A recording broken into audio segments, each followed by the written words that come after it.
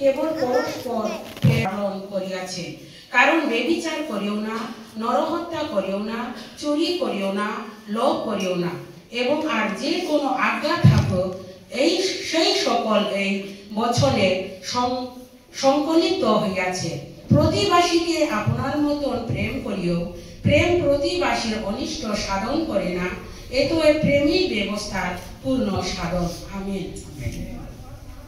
সকলের সাথে আরেকটি বাবু যিশু নামে সুসমাচার পাঠ করি আমরা। মথির লিখিত সুসমাচার 8 অধ্যায় 23 থেকে 27 পদ পর্যন্ত যিশু নামে পাঠ করে। এটিকে লেখা আছে तूफान शांत करना। जब वो नाव पर चला तो उसके चेले उसके पीछे दौड़ गए और देखो झील में एक ऐसा बड़ा तूफान उठा कि नाव लहरों से ठगने लगी और वो सो रहा था।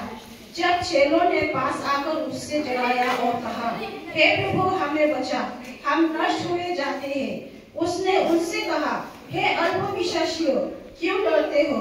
तब उसने उठकर आंधी और पानी को डांटा और सब शांत हो गया।